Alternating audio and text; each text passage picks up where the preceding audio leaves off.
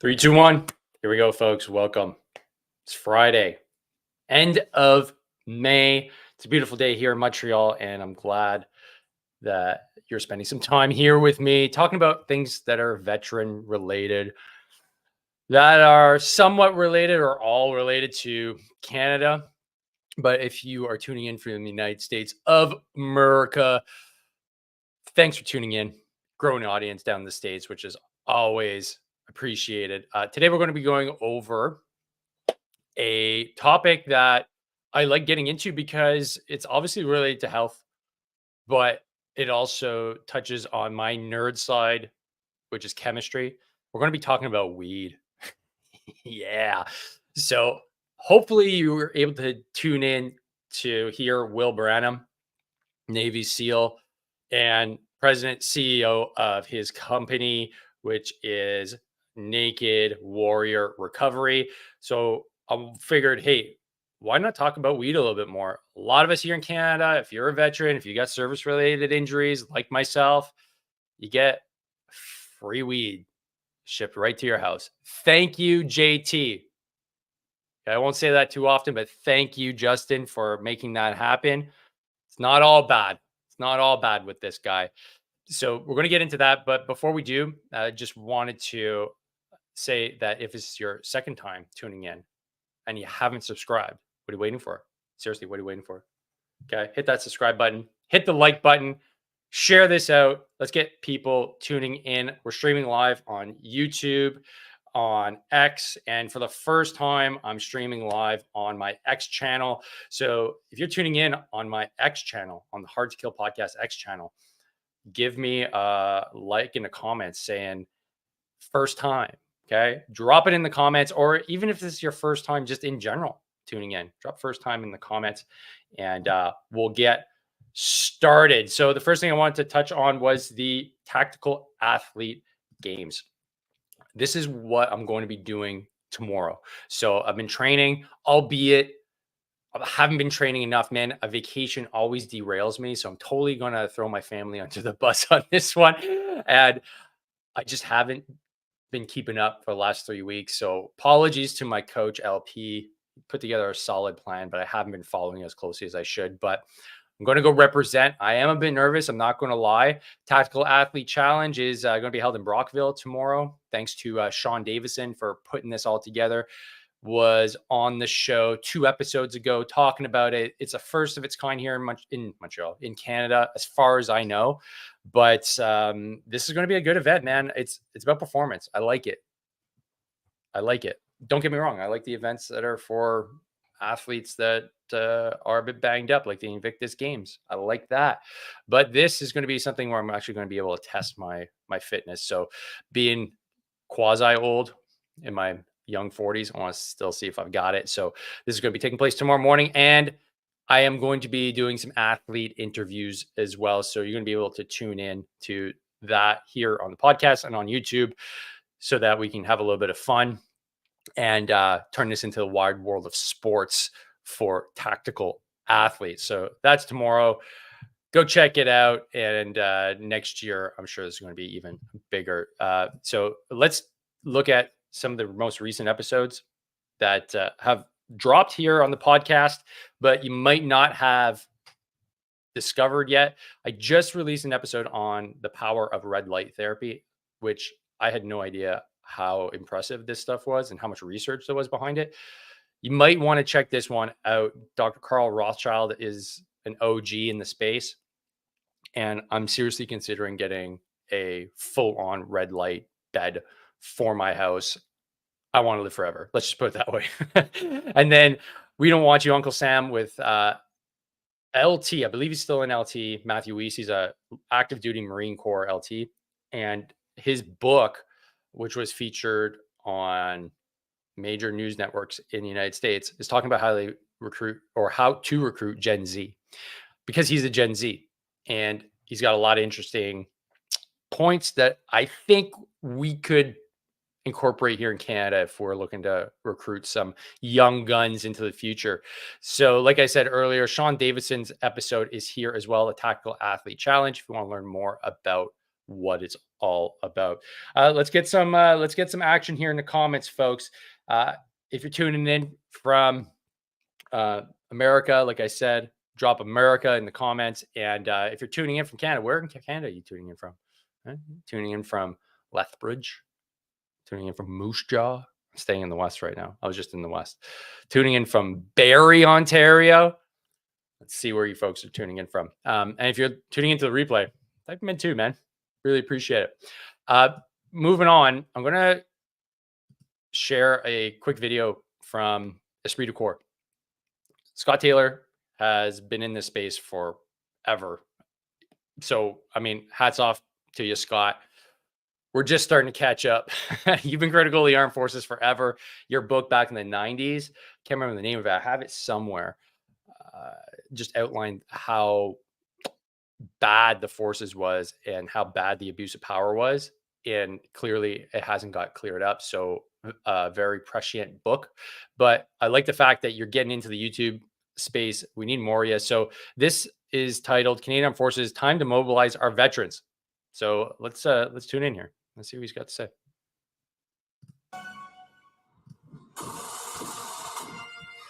There is no denying that Canada's once proud military is facing an existential threat. Already woefully understrength, the current deficit between recruitment and retirement has the Canadian Armed Forces on what the Minister of National Defence admits is a death spiral.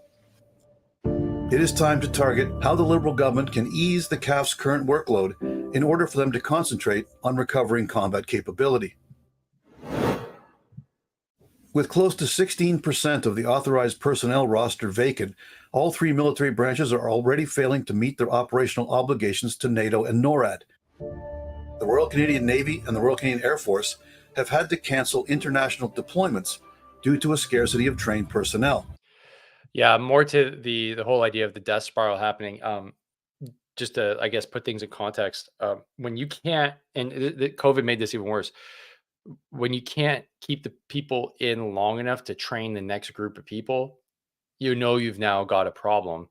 So in the forces, how are they going to recoup all of this institutional knowledge? And just from, having essentially just been let go after Afghanistan with no real effort to keep me in, which in my personal experience, how many other guys were just let go because of well, you're done fighting the war. We don't really need you anymore. I would have gladly stayed in had somebody been like, well, you know what? Maybe you can't do the combat arms stuff. Have you thought about doing this job? Just food for thought for later. The Canadian Army has had to cut down training exercises for those battle groups preparing to forward deploy to Latvia as part of NATO's Operation Reassurance. The plan is now for those Canadian troops to hone their combat skills once they are already sitting on the Russian border. This challenge of sustaining the Latvia commitment will only increase, as Canada has promised to increase that force from the current reinforced battalion to that of a full mechanized brigade. Now, add to this mix what is known as Operation Lentis, and even a casual observer will understand how the CAF are being pushed beyond the breaking point. Operation Lentis is the umbrella term for all CAF domestic deployments. We've got one here. Looks like it's just to the west of Williams Lake. In the past few years, this has involved numerous operations to fight wildfires, combat floods, evacuate refugees, and provide cleanup crews for the aftermath of hurricanes and deadly blizzards. The number of troops deployed in these instances has varied from 60 to 2,600, which most armchair generals will realize as being a rather large percentage of the current CAF. These unscheduled disaster relief missions interrupt scheduled training courses, and of course they burn out the personnel actually deployed away from their families for extended periods of time. This year, the weather experts are predicting an incredibly intense storm season, which will no doubt result in another wave of natural disasters. While it is a positive exercise in public relations to deploy the military to assist Canadian civilian victims of these disasters, the truth is that at some point, the entire CAF institution will simply collapse. Yeah, I think Scott nailed it. And the important, I guess, thing that needs to be discussed here is, why is the CAF responding to these natural disasters? It's not within our mandate as a priority. It's defense of the nation from an armed threat. This is just very, I guess, indicative of how Canada responds to everything. We do things ad hoc. This isn't the way it should be. We should have the institutions in every province that are capable of handling these things. Shouldn't be up to the CAF, like you said. It stretches you out, it burns you out. Another thing that they're not talking about, and Scott doesn't talk about here, is are these individuals who are fighting these fires, are they properly protected with the proper PPE? Do they have proper respirators? Do they have proper training? And I know they don't. And are they going to be compensated years down the road when they get weird lung cancers? Are they going to be compensated when they can't work anymore because they get injured because they're fighting fires? Are they going to get recognized for the work that they do officially for doing this dirty work? You know, are we going to get domestic deployment ribbons, medals, whatever it may be? I don't know, but food for thought, right? Love to know what you have to think. Drop it in the comments. One potential solution would be to stand down Operation Lentus as a regular force tasking. Let the CAF focus on rebuilding its ranks and managing its actual combat-related duties. Providing relief to communities that need it the most. To backfill the government's ability to provide aid to the civil power, why not expand upon the existing veteran-led humanitarian organization named Team Rubicon Canada? Founded in 2016, this organization is a spin-off of a similar veteran-led initiative in the USA. Presently, Team Rubicon Canada is a largely volunteer organization with limited resources and funding. Donate today. However, I think that if there was a government will to do so, a large number of CAF veterans would heed the call to provide disaster relief assistance to fellow Canadians, especially if by doing so, it means the current regular force CAF can get back on track and focus on rebuilding the institution. Obviously, there would need to be a structure of support in place in terms of compensation and medical coverage, etc. The government could also greatly expand the resources and equipment available to Team Rubicon. Why not create a squadron of retired RCAF pilots and equip them with water bombers to operate as Air Rubicon? Our CAF veterans would have the same wide variety of special skills, which makes the regular force valuable in the aftermath of natural disasters. While they may be a little long in the tooth, I'm confident that a large number of retired veterans would jump at the chance to once again serve Canada. Protecting our natural resources and fellow citizens would in fact be far more personally rewarding than fighting a war they could not win in a hostile Afghanistan. This has been On Target. So what do you think? Is Scott on the mark with this?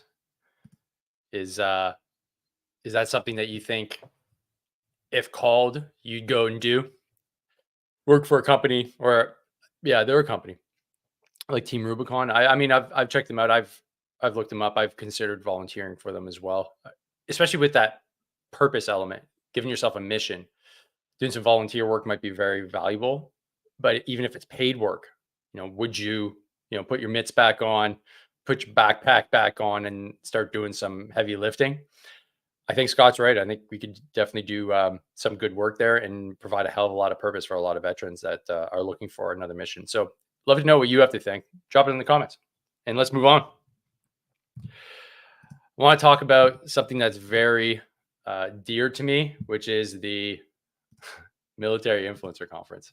The reason why this conference is dear to me is because I have a hand with my buddy Mike planning something really special for Canadian veterans this year in Atlanta. So we're going to be dropping more details as time progresses. But when we're talking about purpose, when we're talking about getting involved in finding a new mission, entrepreneurship, hands down, was one of the best things I ever did.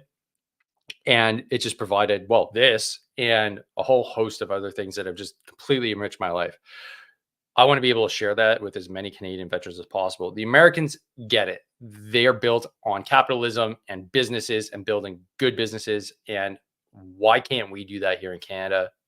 And I want to be part of bringing this here to Canada eventually. So stay tuned for more. We're going to be posting a little bit more about it, but I highly encourage you, go to the website, check it out. If you have a business, great. It might be a good fit. It's a business conference just for veterans and military members. But even if maybe you're just like entrepreneur curious, this might be a good thing for you to attend. It's really cheap to fly down to Atlanta. Right now, flights are like $360. Even if it's just a matter of attending, okay? Let me know. I'll help you find a way to get down. All right. And connect with some really awesome folks down in the US and hang out with some fellow Canucks as well. So that's Military Influencer Conference. It's happening September 30th to October 3rd this year. You should probably check it out. All right. So let's dive in to some other veteran related news. And this is from Blake Richards' email list, or his, what am I looking for here? The word I'm looking for is newsletter. That's it. And called the Veteran Insider. He's the shadow minister. And if you want to get a finger on the pulse of kind of what's going on in the veteran sphere at the political level, this is a great one to subscribe to. And now he's got a standing committee on the experience of women veterans, which is concluded. So a lot happened here, and I think a lot of good work is going to be coming out of that. So can't wait to see that. One thing I wanted to point out was the National Monument to Canada's mission in Afghanistan. So this is kind of like a prickly subject for, I think, a lot of us that serve in Afghanistan. The 10-year anniversary of the official end, right? So 2014 was where we officially pulled everything out, just came and went with barely a mention from the federal government. And the National Monument, which was apparently put out to tender and everything was agreed upon and they had an artist and everything like that, and they're going to be building it in Ottawa. All of a sudden, the federal government stepped in and said, nope, we're not doing that. And the conservative government's like, well, what the shit, man? What are you talking about? So, of course, it's mired in politics. I don't know the nitty gritty details, but they're able to get other monuments up a lot quicker and with a lot less political interference these days than putting up one for Afghanistan, which is Canada's longest war. I find that a little bit insulting. So, I'd like to know what you think. Are you tracking this? What do you think is going on here? Why can't we get a monument to Afghanistan here in Ottawa, of all places? And then lastly, 80th anniversary of D-Day is coming up on June 6th. If you haven't been to Normandy, man, if you haven't been to Juno Beach, you got to get over there. It's such an awesome place to go. I went after I got back from Afghanistan in 2011. I went with my buddy Logan, and we had such a good time. The French in Normandy are so welcoming, and the Juno Beach Center there is incredible. Definitely you should go check it out. And last thing is the Veteran Spotlight here. Amy Green is being highlighted here for her dedication to veteran causes.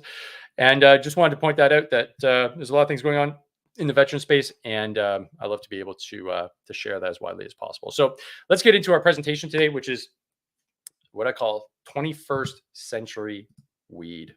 So if you guys were sitting tight, here we go. We're getting into the meat of today's conversation. Now, you don't have to be a consumer of cannabis to get any value from this. All right. We're going to be talking a little bit of biology, a little bit of chemistry, and you're going to benefit from that in the long run, just because you're going to know a little bit more about how your body works. So my background is biochemistry. So I really like getting into these topics, and I used to be a science teacher. So this is my jam, man. You're in my wheelhouse right now. So today's lesson is called How to Reduce Pain, Improve Your Health, and Not Be a Lazy Stoner. If you really enjoy your cannabis and you really enjoy your weed, drop a comment about which strain you like best. Are you a sativa guy, or are you an indica guy or gal, in the comments? All right, so let's get right into it. This is some lawyer stuff. Guys, this is an education seminar, all right? In no way does this represent medical information or advice. The thoughts and opinions expressed here are for personal information only.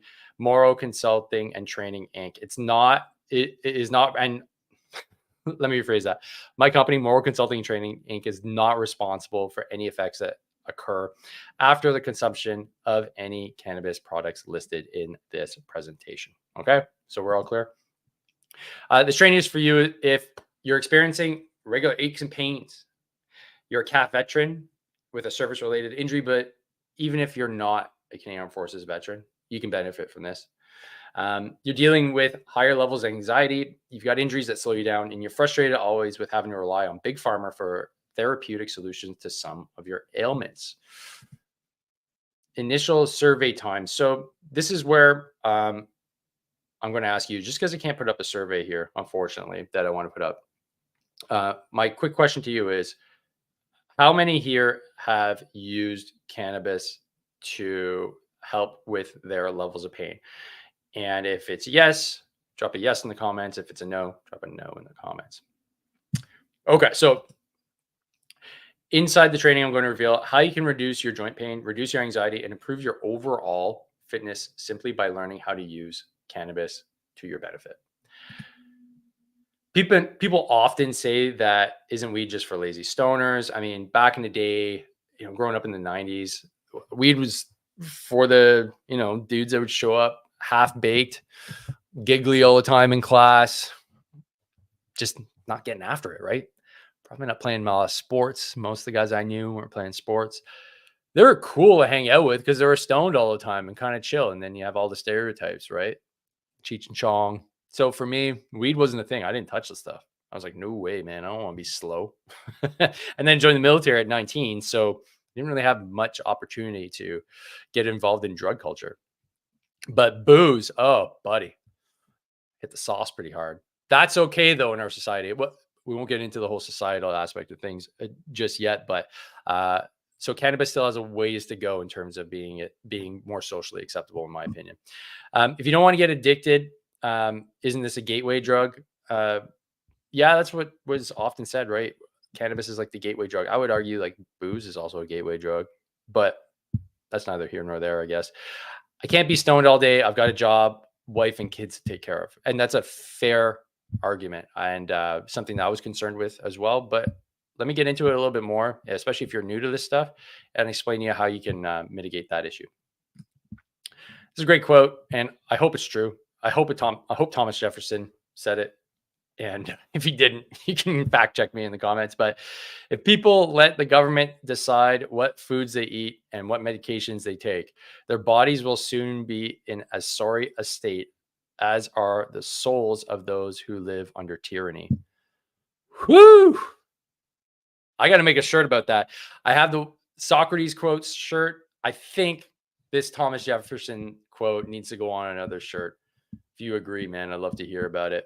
I'll make it, because that pretty much sums up this podcast, right? And that's what we see now. Big pharma, big government is trying to control everything you consume, and they're trying to hide the stuff that you can take that can have amazing effects, but cost basically nothing. So this is fascinating because this was in the 1700s. So who am I? If you're not aware yet, I'm a nutrition and fitness coach. I'm a veteran and I'm a family man.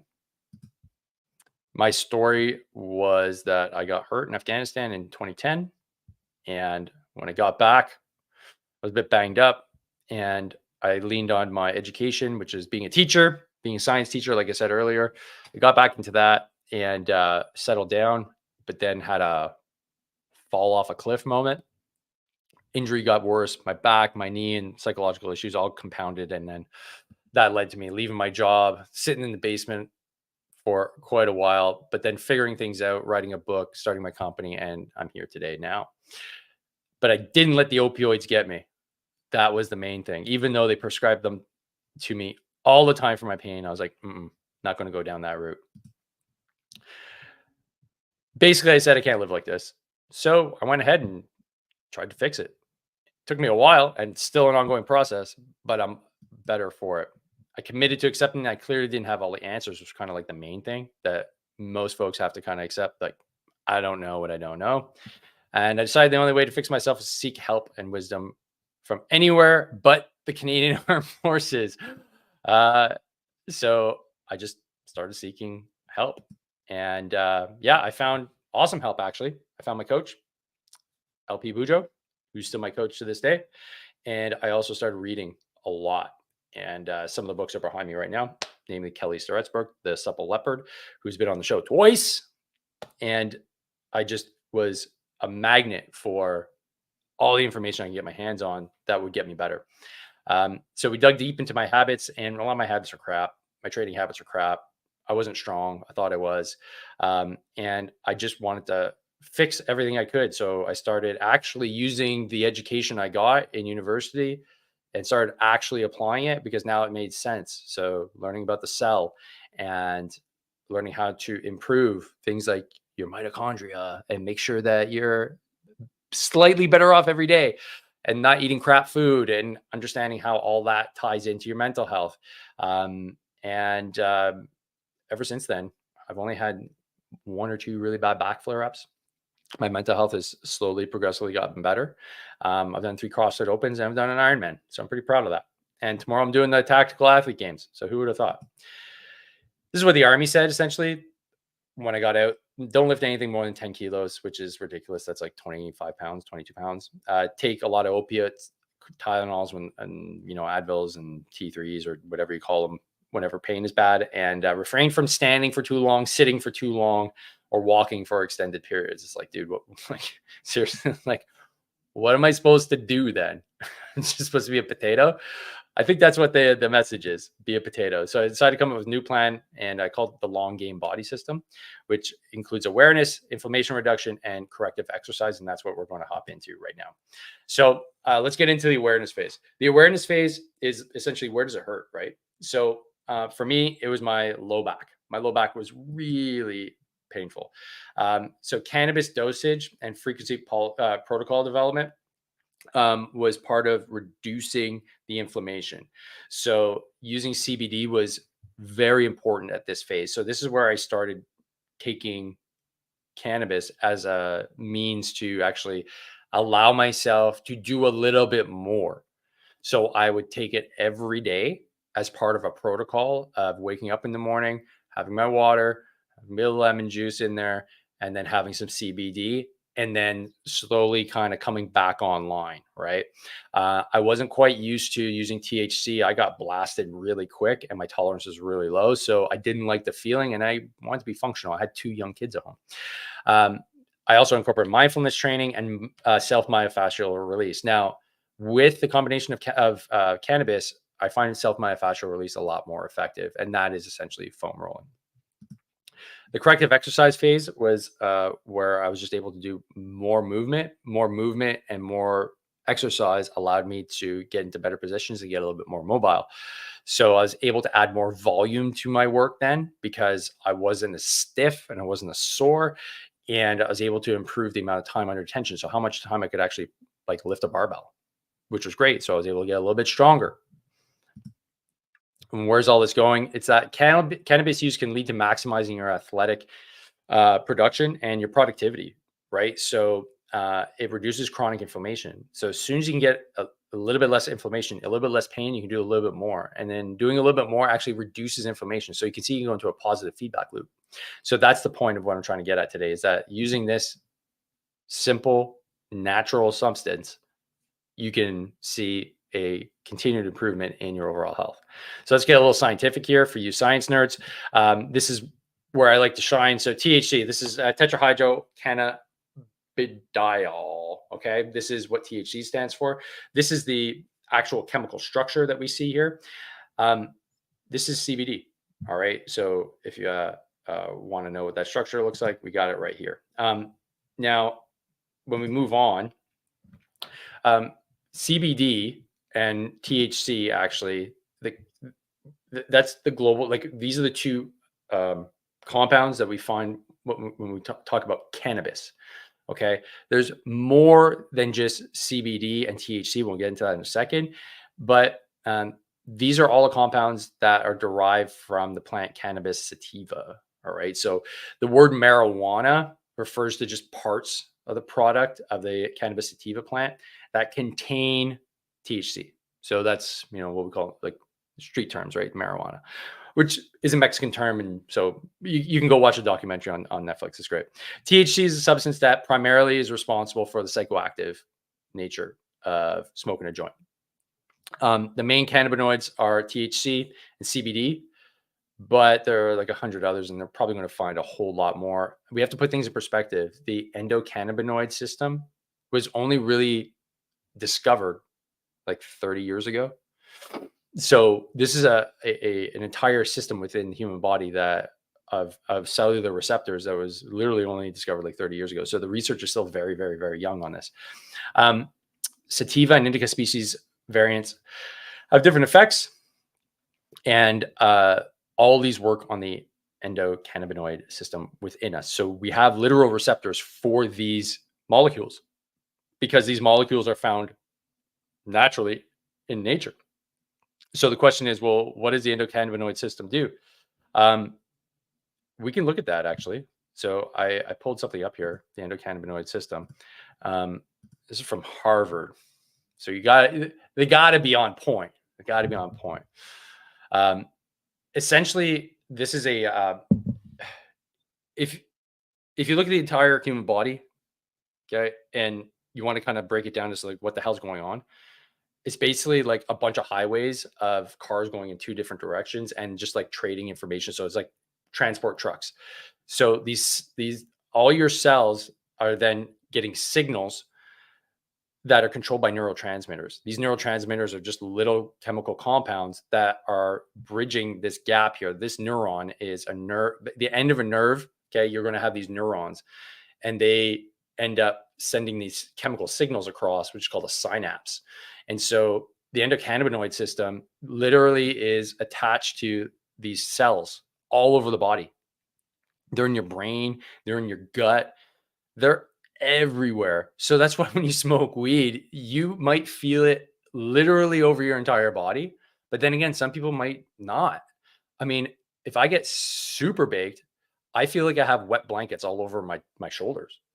It's a weird feeling, but I'm sure most of you don't feel that. And so that's why everybody has slightly different responses, but it's also why you get hungry. Okay. The receptors in your gut, those receptors are there so that you can actually get the feeling of hunger. Okay. You have them in your eyes. Okay. You have them in your brain. That's why it's psychoactive. It makes you kind of confused, disoriented, might even make you feel joyous.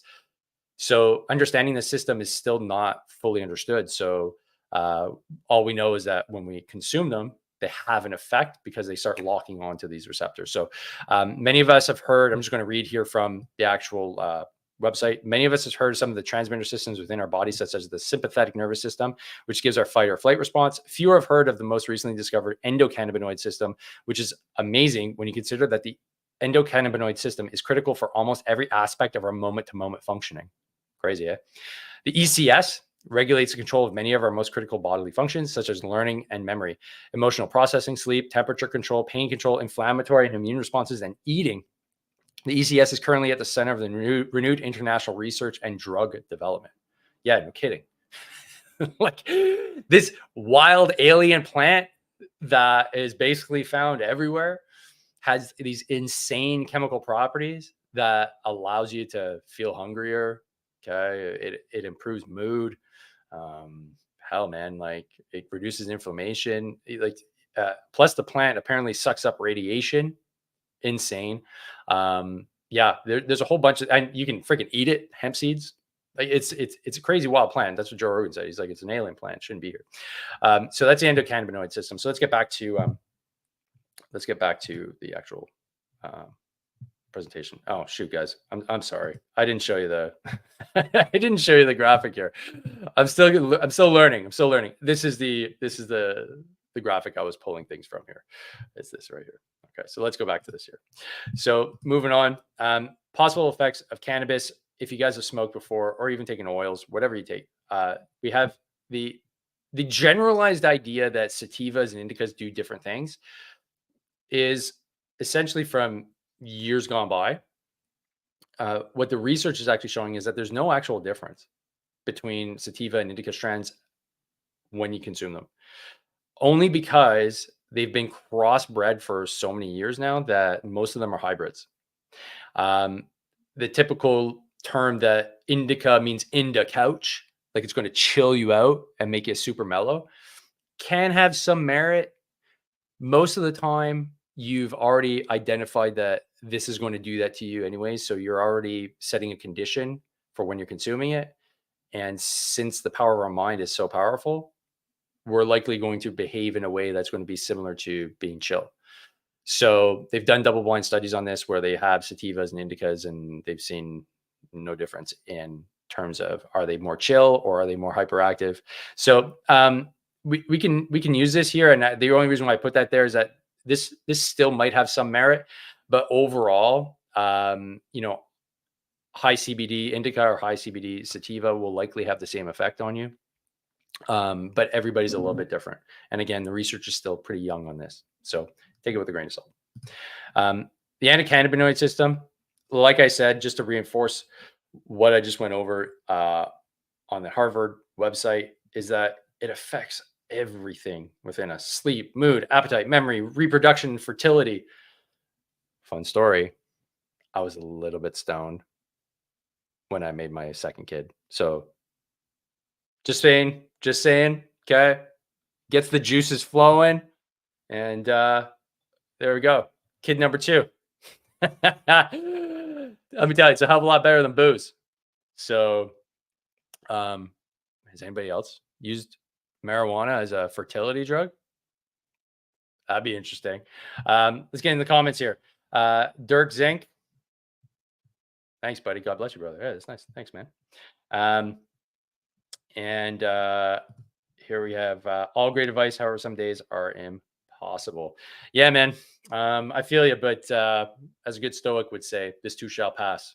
I just had a great conversation with psychotherapist Hal Hughes, and we dove into that feeling of hopelessness and just realizing that there's always another day, and we got to stick it out. And let's keep on trucking. So hope you guys are enjoying what we're going over so far. Just a little slide here to show you kind of all the things that are affected when you consume THC and CBD. It's pretty impressive stuff, I have to say, and it's been part of my protocol for like the last 6 years because of it. I consume mostly oils, I'll be honest, mostly CBD oils. And I know it can be a little bit daunting, like, oh, there's all kinds of research. Let's be honest. If you find a protocol that works for you, that allows you to be productive, that allows you to do what you got to do, and reduce the amount of pain you have, hey, man, you figured it out. Good job. Because the reason why I like doing this is because often we get prescribed these drugs and it's kind of like, well, figure it out. And I know a guy that said, okay, I'll be a good troop. And you get 3 grams a day. He never smoked weed before in his life. He consumed 3 grams in one day and he went full off the rails, had a full on psychological break. Yeah. Like, of course, you know, a good troop, you're given the drugs. It's like, take this, like 3 grams per day. This is your allotment. So it's like, okay, well, I guess this is how much I got to take. Can't let guys do that. So hopefully this training can help you if you're getting started, or at least share it with other folks that are just getting started to know, okay, how much should I be really doing at the start, and how should I kind of get myself into this? And this is what I've been doing for years, folks. So I'm always open to questions on this. What does the research say? There's tons of research right now, but it's still in its infancy. So things may change, but cannabinoids as novel anti-inflammatory drugs, I would say that this is probably better than anything you can get at the drugstore right now, at least for me anyway. So again, this is all personal opinion. But there is research from the NIH here that's showing that something like CBD is a little bit better, or getting close to the effectiveness of stuff like NSAIDs, non-steroidal anti-inflammatories, which is essentially Advil. Cannabis compounds exhibit anti-inflammatory activity in vitro, meaning in the body, in COVID-19 related inflammation in lung epithelial cells and pro-inflammatory activity in macrophages. All this to say, they were showing really good results with folks that had COVID-19 by taking CBD, but it was like verboten to talk about back then. It was like, no, how dare you? It's like, yeah, but this is showing like really good results, because don't forget, you have those CB1 and CB2 receptors in your lung cells. So if you're allowing CBD to attach to it, you're reducing what's called the cytokine storm, which was essentially killing folks. And so this was a, potential treatment, one of many, but we couldn't talk about that 2-3 years ago. Effects of marijuana on mental health and anxiety. CBD appears to decrease anxiety at all doses, which is really interesting, man. I mean, I use it for that when the kids are really starting to jack up my stress levels and I start kind of worrying about what's going on. And I dose up a little bit, put it in my water. It feels like kind of like a warm blanket, because there's no real psychoactive effects with CBD when it's straight CBD. So I feel great. You know, it really takes the edge off without going to the bottle, which typically was like the down regulator, as we call it in the biz, which is essentially why you're doing it. You're trying to calm your central nervous system down, which is why you go grab a whiskey or grab a brew at the end of the day, right? You're trying to bring that central nervous system down. In this case here, CBD can do it with a little bit less side effects. So I want to quote this nationwide. This is a really interesting study. I'll pull it up. Nationwide, U.S. studies report that compared to non-users, cannabis users actually have a lower prevalence of obesity. Which, when you think about it, right, it's like, hold on a sec here. I thought stoners were supposed to be like covered in Cheeto dust, and just like unable to get their life together. But apparently, it's not the case. So more folks are, I guess, taking care of their health, and they see CBD as part of that health solution. So her, as the researcher team, surveyed more than 600 cannabis users living in the U.S. where the drug is legal, about their exercise habits, among other health factors. 4 out of 5 respondents said that they use marijuana right before or after exercising, and those users spent more minutes per week exercising than users who didn't mix the two. We were shocked, Brian says, who's the lead researcher of the paper. So I'll drop these links later for you to look over. It's actually pretty interesting research. Yet current stereotypes for that stoners or users of cannabis probably weren't very active, but it turns out 4 out of 5 use before or after exercising. And Joe Rogan has talked about this too, right? That he uses it before jiu-jitsu, allows him to get in a little bit better flow state. And I've used it before BJJ, but I mainly used it during my Ironman training, and during the Ironman, I would have it consistently in my water, and I didn't have any knee or joint pain. Now, is it because of that? I can't prove it, but it was definitely part of my protocol from day one. And I didn't have any issues with all the miles that I did. I was good to go. So essentially what I thought was CBD and THC and everything makes you slow and soft, but actually it got me fitter. It allowed me to unlock my fitness because I just wasn't able to, because I was in pain. So that was a huge change in my perception. And so I'll just go over my protocol and how I got started. So I suffer from chronic pain and PTS. I'm purposely removing the D because I don't think it's a disorder. That's a whole other episode. I initially only just wanted to get at a pain for my back. Like that was taking up all my brain space and just all my attention. And so I took baby steps, but like I said earlier, I experimented with dosage. I did not even a podcast. I did a YouTube video on just running with CBD oil with a little bit of THC, and my times were better. I felt like I was more oxygenated. So I was like, I think I'm on to something here. So I kept on doing it. And it really helped me get back into running because I really enjoy running. Like, I'm a tall guy, I can go. Right. So it sucked that my knee hurt so much that I wasn't able to do it. And my back would get jammed up too. So once I was able to actually do that with little bit less pain, I was like, oh, holy shit. And then that led to a marathon and then the Ironman. And it helped regulate my mood a bit better. So, hey, win all around, right? With barely. And is it addictive? I think there is some merit to it being addictive, for sure. But physiologically, I don't think it's addictive like cocaine or heroin or opiates, because the dopamine response isn't nearly as high. I think it's more of the removal of pain and emotional pain that you can quote unquote get addicted to, but don't quote me on that. So what did I do? Well, semi-daily CBD supplementation of approximately 1 milliliter of oil. So it wasn't that much. And like I say, semi-daily, it was basically every 2 days. I wasn't really doing it every day. Before aerobic activity, 1 milliliter of CBD oil. And if I was a little bit sore after, like my knees were a bit, I'd do another milliliter after that. High stress days, CBD oil midday and THC chocolate 2 hours before bed. Helped me kind of calm right down. And a little bit of vaping and smoking with friends and family is more like a social thing more than anything. So that was it. Curious to know what you guys did. Going to the comments here, Dirk Zank again. I find pot seems to give me anxiety. However, the CBD really helps so far. Yeah.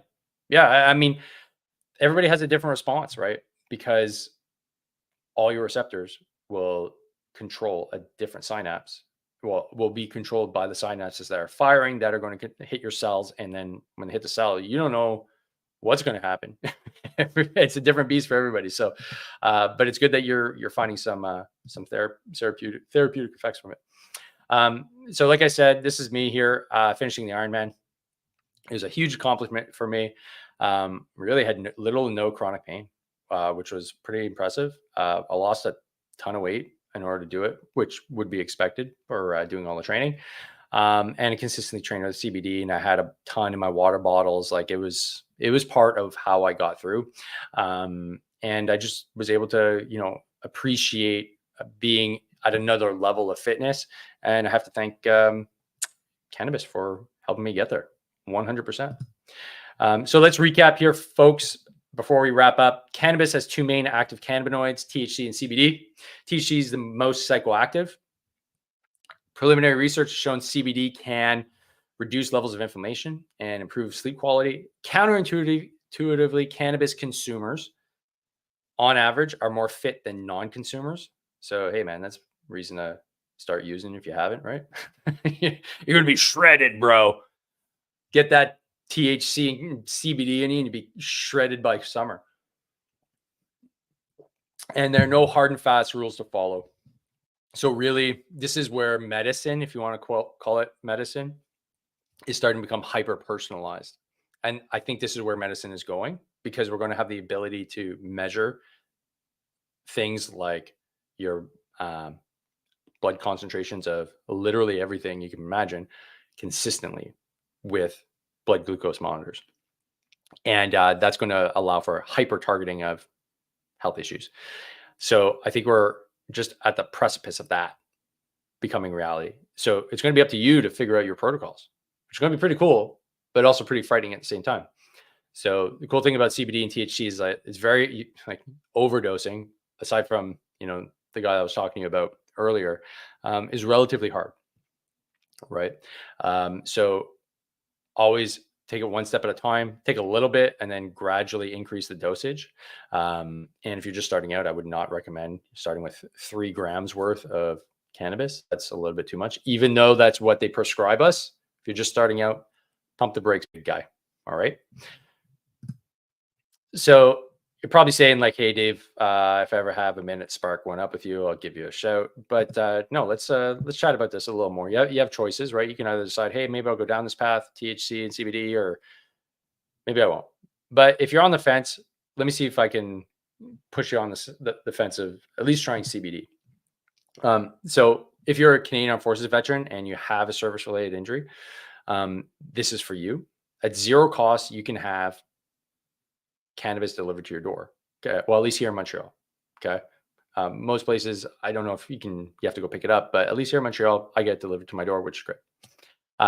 So VAC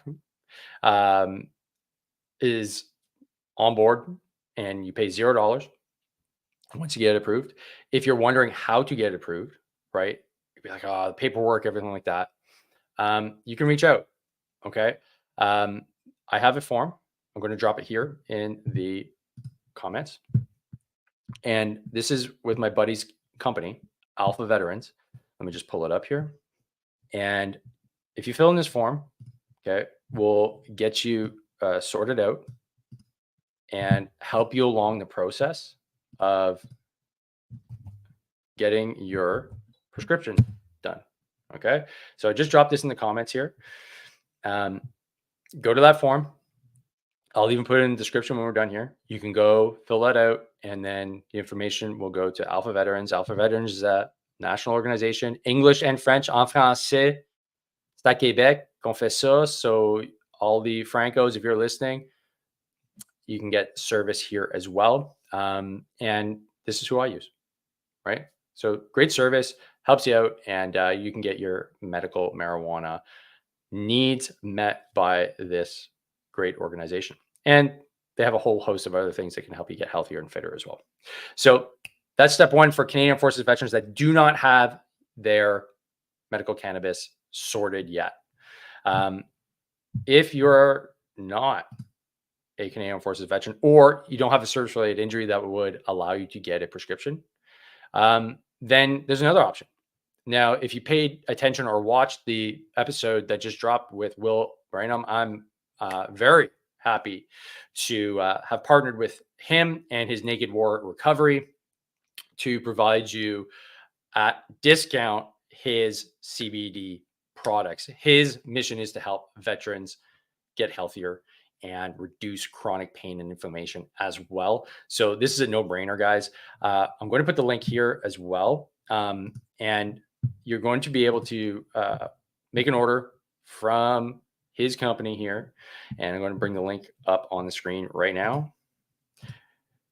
So you can head to this link right here, which I will drop in the comments, and delivery to Canada and the US. And you get a juicy 20% discount if you use the code HTK20. Okay. So that's for you guys for being loyal listeners of the podcast. You can give his products a try. They are great. So, Navy SEAL approved.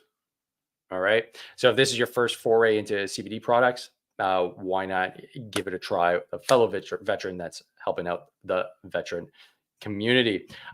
So we just want to wrap up here and head to the website I just posted in the comments. If you have any questions, drop them in the comments. I go through all the comments. I get through them one by one, and I'll gladly help you out, figure out your new protocol. And if you enjoyed this, right, I go over all these topics in my new Veterans Getting Fit AF school community. The point of this community is to bring together all the knowledge that I've got in one convenient place and post these trainings, post other podcasts, post my training programs, post all the stuff I learned from research that I go through, bring in guest experts to talk about these things that I'm not well versed in. That's the point of this community. Right now, this is the last few hours actually where you can get in on the $28 introductory offer. It's going up tomorrow.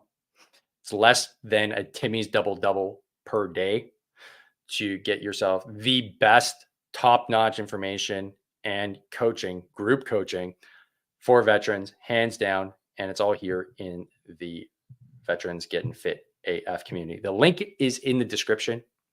If you missed the timeline, you're like, shit, don't worry. It's still open.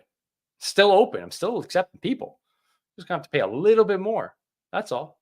So you might want to hop on. If you're even considering it, it's a 30-day money-back guarantee. So, hey, get in, and if you're like, man, this isn't really for me, I'm not even going to get on the app that often. So you know what, Dave? Thanks, but no thanks. No harm, no foul, man. Still be your friend.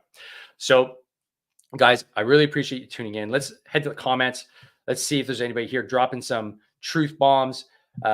We got Friday Terry. I find CBD oil really helps my anxiety. Hells yeah, brother. Totally agree. And Dirk Zink. I take edibles for my chronic pain, but sliced in tiny slices. My friends laugh. I have Dirk. I'm exactly the same, bro. Like if I do a 5 milli, that's it. I'm toast, man. Like I'm singing songs and I'm out of my mind. I can't do it. I don't know how guys do like 10, 20, 30 milligrams. I'd be on Pluto, probably heading out to the Kuiper Belt if I did that. So yeah, I got to slice them up too, man. Like a 2 milligram is a good night for me. It's a really good night. So, hey man, let's not question our masculinities based on how much THC we can consume. Right, buddy? But if it was about like pounding piss, right? Drinking some suds, drinking some Molson Canadians, I could hold my own. But we're not talking about that anymore, right? Those days are done, at least for me anyways. Okay, that's it for me. I really appreciate you guys tuning in. Don't forget, hit the subscribe button, hit the like button, hit all the buttons, and make sure to share with your friends. I appreciate you guys tuning in. Tune in again next week. I don't know what we're going to be covering, but if you guys want to send me some topics, that's the point of being in the community. You can send them my way and I'll go ahead and cover them off on the lives. So have a good rest of the weekend, guys. I'm going to go suffer tomorrow in Brockville. So train hard, fight easy. See you on the next one. Peace.